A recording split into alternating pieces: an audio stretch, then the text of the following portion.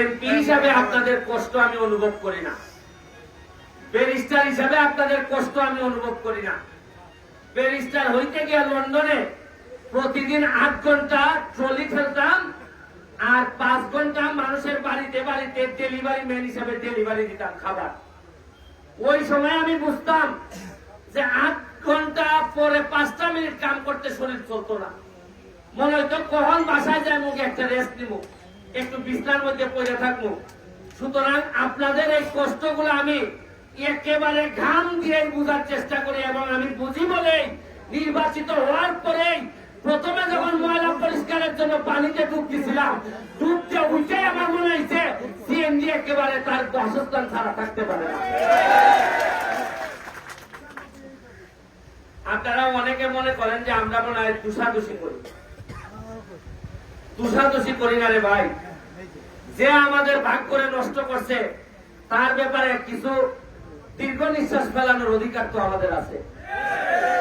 আচ্ছা, আমাদের সোনারঘাটের কি কম ছিল যে গত 40 বছর ধরে আমরা একটা স্ট্যান্ড বানাইতে পারি নাই?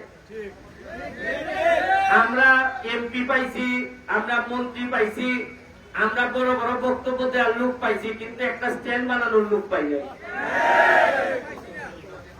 আরে খালি স্ট্যান্ড কেন? আমি তো কথা দিয়ে যাচ্ছি আপনাদেরকে, যদি বেঁচে থাকি প্রতি বছর যে 1 মে হবে, প্রতি বছর একটা অনুষ্ঠান করে আপনাদের জন্য নতুন নতুন সম্ভাবনার কথা আমি আইসা বলে যাব।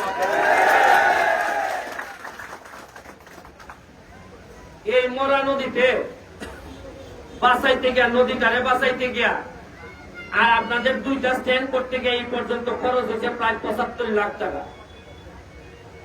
কাদির ভাই আমারে বলছে যে 2 লাখ টাকা অন্তত নেই। আমি বললাম কাদির ভাই খান কাছ থেকে টাকা নিতাম, এ বেটায় যদি সিএনজি বেটায় যদি টাকা আমাদের দেওয়ার লাগে 2 লাখ, এ বেটায় যাত্রীর কাছ থেকে নেওয়ার লাগতো না টাকা? সিএনজির ড্রাইভারও বিপদে পড়বো, যাত্রীও বিপদে পড়বো। 8 টাকা আমি তোমার কাছ থেকে কেড়ে নিতাম, রাষ্ট্র এবং শেখ হাসিনা আমার এদিকে টাকা দিয়ে বলাই নিতেছে। ইটা টাকা 10 বছর করছেন কিনা হিসাব চাইল তুই বাক তুই বাইরে দেশ থেকে। এই 10-15 বছর ধরে এই টাকা গেল। আমি দেখি মাত্র 4 মাসে জননেত্রী শেখ হাসিনা আমারে 29 কোটি টাকা বরাদ্দ দিচ্ছে। কত কোটি? 2 লাখ টাকা দেওয়া যায় না সিএনজি রে। এর লাগে আমি নির্বাচনের সময় কইছিলাম মজা মারে মজা ভাই, আর আমরা খালি বলছি ভাই। বুঝলাম নি? ওই মুখা প্রতিটা দাবে দাবে, প্রতিটা দাবে দাবে বাড়ি যাইব, কিতা কিতা বরাদ্দ দেয়। শুনুন, দুঃখের কথা কিতা কইতাম, ঈদের সময় যে জননেত্রী শেখ হাসিনা যে শাড়ি আর লুঙ্গি দেয়, এটা আগে জীবনে শুনছিলানি? শুনছিলানি কোনোদিন? এবার আমি ঘোষণা দিয়া কইলাম জননেত্রী শেখ হাসিনা 400 শাড়ি দিছেন আর এই লুঙ্গি উঙ্গি দিছেন আপনারে। আমি কিতা করলাম, সবাই দিয়া বন্টন করে ইউনিয়নে ইউনিয়নে দিয়া সাইডে দিলাম।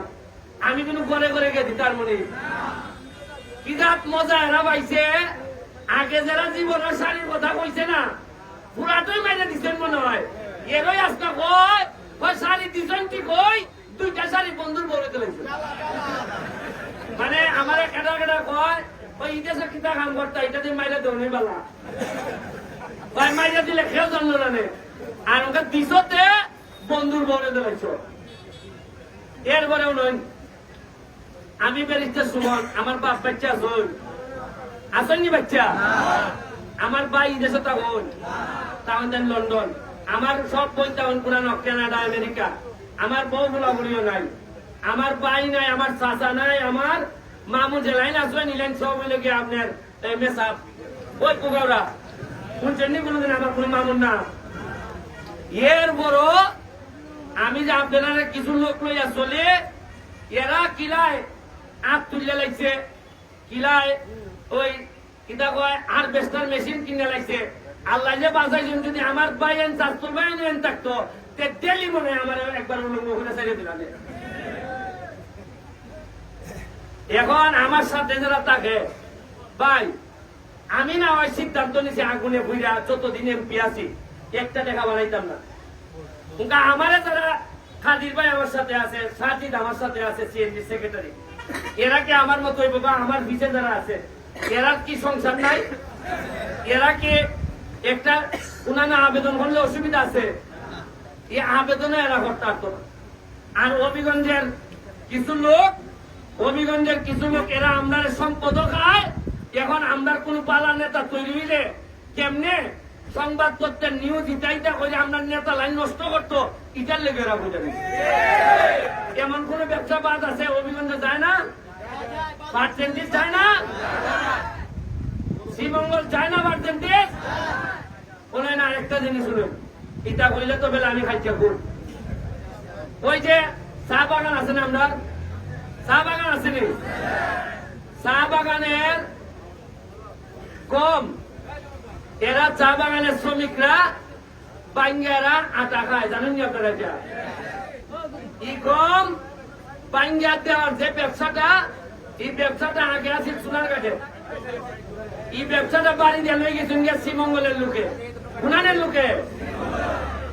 এখন নেওয়ান জ্ঞানে এখন সোনারঘাটের মানুষে আমার ইয়ে করতেছে, ভাই শ্রীমঙ্গলের মানুষে এরার বাগানের ব্যবসাও করে, আবার আমদার বাগানের ব্যবসা করে। আমদার কি সোনারঘাটের মানুষের কি সোনারঘাটের ব্যবসা করার অধিকার নাই? এই কথা কইলেও সাইটিটা মানুষে কয়েকটা আমরা সোনারঘাটের মানুষে বলে সান্দাবাজি আরম্ভ করছে। মানে ব্যবসা পালাও করতে পারতো না তুমি, তাও তুমি বিপদ করবা।